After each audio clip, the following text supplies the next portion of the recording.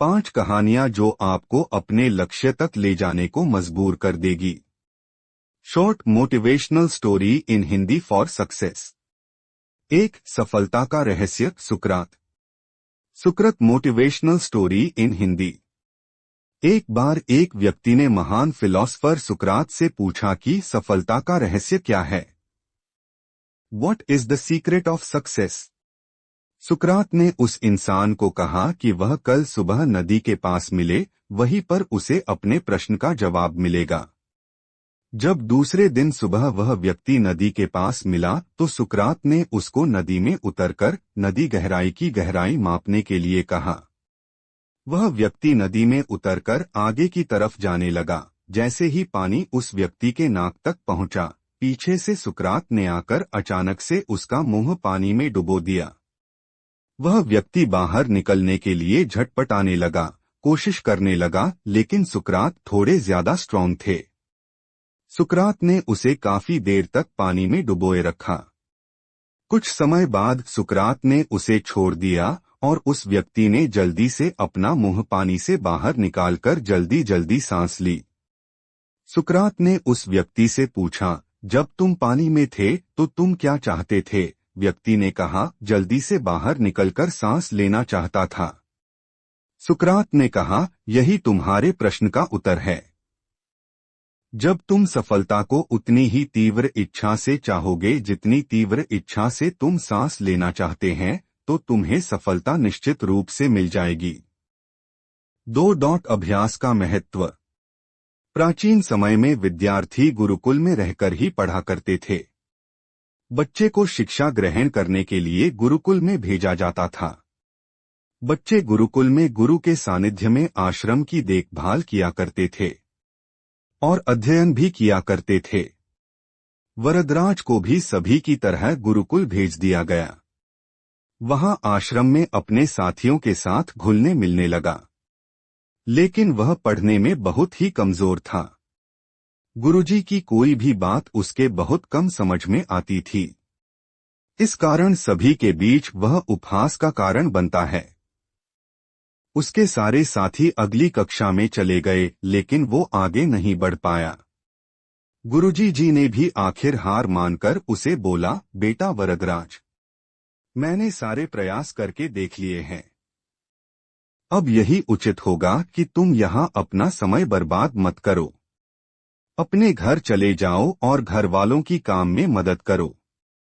वरदराज ने भी सोचा कि शायद विद्या मेरी किस्मत में नहीं है, और भारी मन से गुरुकुल से घर के लिए निकल गया।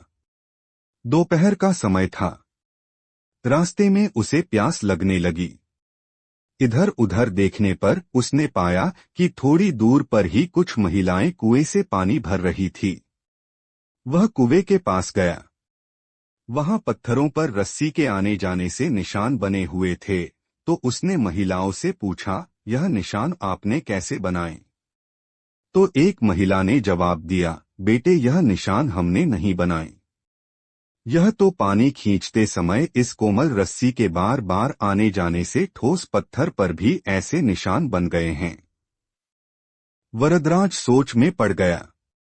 उसने विचार किया कि जब एक कोमल से रस्सी के बार बार आने जाने से एक ठोस पत्थर पर गहरे निशान बन सकते हैं, तो निरंतर अभ्यास से मैं विद्या ग्रहण क्यों नहीं कर सकता? वरदराज ढेर सारे उत्साह के साथ वापस गुरुकुल आया और अथक कड़ी मेहनत की। गुरुजी ने भी खुश होकर भरपूर सहयोग किया।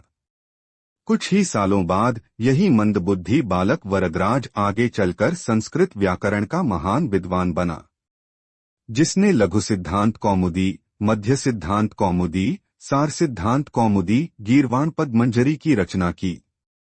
शिक्षा मोरल। दोस्तों, अभ्यास की शक्ति का तो कहना ही क्या है। यह आपके हर सपने को पूरा करेगी। अभ्यास बहुत जरूरी है, चाहे वो खेल में हो या पढ़ाई में या किसी और चीज में। बिना अभ्यास के आप सफल नहीं हो सकते हो। अगर आप बिना अभ्यास के केवल किस्मत के भरोसे बैठे रहोगे, तो आखिर में आपको पछतावे के सिवा और कुछ हाथ नहीं लगेगा। इसलिए अभ्यास के साथ धैर्य, परिश्रम और लगन रखकर आप अपनी मंजिल को पाने के लिए जुट जाएं।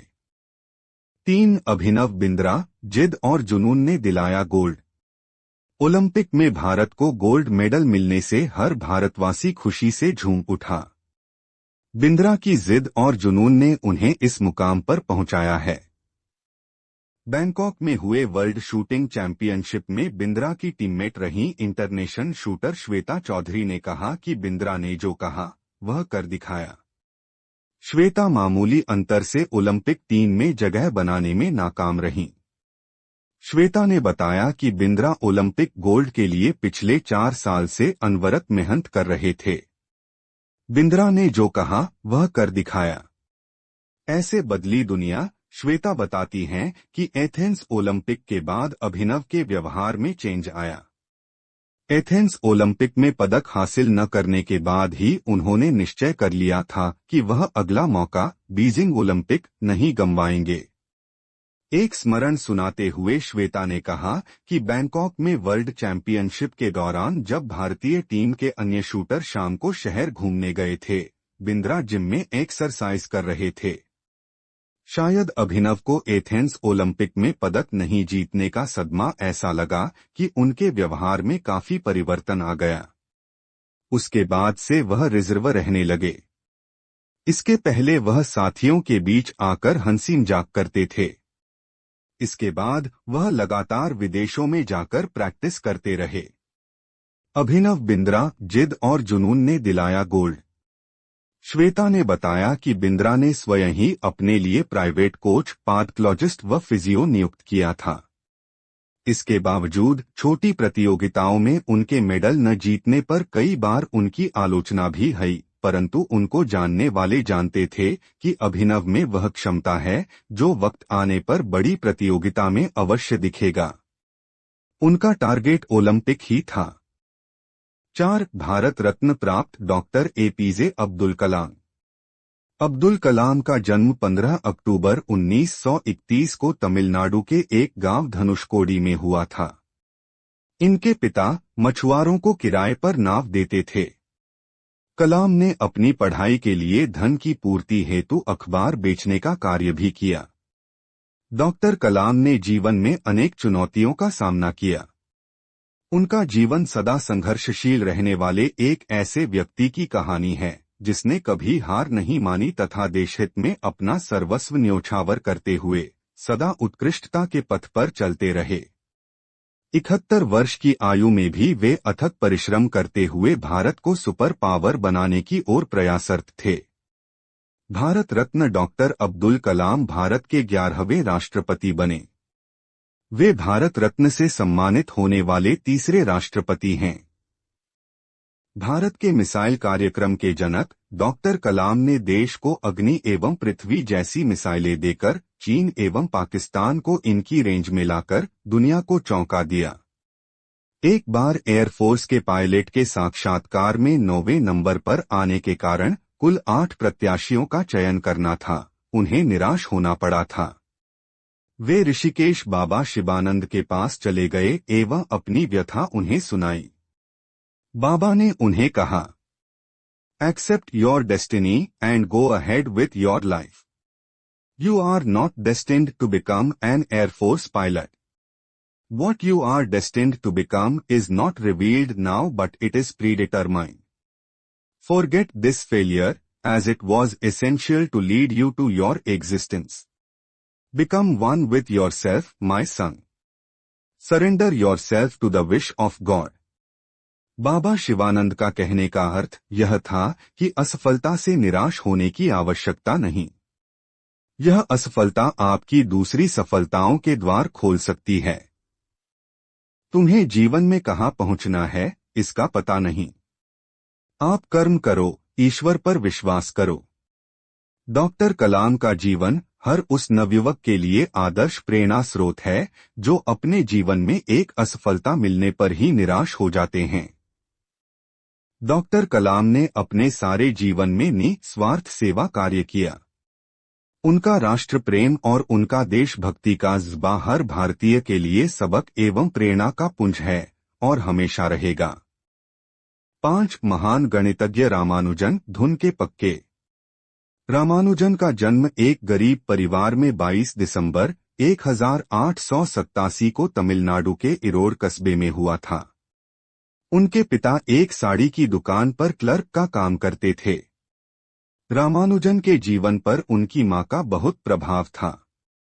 जब वे 11 वर्ष के थे तो उन्होंने एस.एल. लोनी द्वारा लिखित गणित की किताब की पूरी मास्टरी कर ली थी। गणित का ज्ञान तो जैसे उन्हें ईश्वर के यहाँ से ही मिला था। 14 वर्ष की उम्र में उन्हें मेरिट सर्टिफिकेट्स एवं कई अवार्ड मिले। वर्ष 1904 में जब उन्होंने टाउन हाई स्कूल से स्नातक पास की तो उन्हें के रंगनाथा राव पुरस्कार प्रधानाध्यापक कृष्ण स्वामी अय्यर द्वारा प्रदान किया गया। वर्ष 1909 में उनकी शादी हुई। उसके बाद वर्ष 1910 में उनका एक ऑपरेशन हुआ। घरवालों के पास उनके ऑपरेशन हेतु पर्याप्त राशि नहीं थी। एक डॉक्टर ने उनका मुफ्त में यह ऑपरेशन किया था। इस ऑपरेशन के बाद रामानुजन नौकरी की तलाश में जुट गए। वे मद्रास में जगह जगह नौकरी के लिए घूमे। इसके लिए उन्होंने ट्यूशन भी किए। वे पुनः बीमार पड़ गए। इसी बीच वे गणित में अपना कार्य करते रहे। ठीक होने के बाद उनका संपर्क नेल्लौर के जिला कलेक्टर रामचंद्र राव से हुआ। वह रामानुजन के गणित में कार्य से बेहद प्रभावित हुए। उन्होंने रामानुजन की आर्थिक मदद भी की। वर्ष 1912 में उन्हें मद्रास में चीफ अकाउंटेंट के ऑफिस में क्लर्क की नौकरी भी मिल गई। वे ऑफिस का कार्य जल्दी पूरा करने के बाद गणित का रिसर्च करते रहते। इसके बाद वे इंग्लैंड चले गए। वहां उनके कार्य को खूब प्रशंसा मिली। उनके गणित के अनूठे ज्ञान को खूब सराहना मिली। वर्ष 1918 में उन्हें ट्रिनिटी कॉलेज कैम्ब्रिज का fellow of Trinity college Cambridge चुना गया। वह पहले भारतीय थे जिन्हें इस सम्मान पोजीशन के लिए चुना गया। बहुत मेहनती एवं धुन के पक्के थे। कोई भी विषम परिस्थिति, आर्थिक कठिनाइयां, बीमारी एवं अन्य परेशानियां उन्हें अपनी धुन से नहीं डिगा सकीं। वे अंततः सफल हुए। आज उन्हें विश्व के महान गणितज्ञों में शुमार किया जाता है। 32 वर्ष की छोटी उम्र में ही इस प्रतिभाशाली व्यक्ति का देहावसान हो गया। दुनिया ने एक महान गणितज्ञ को खो दिया।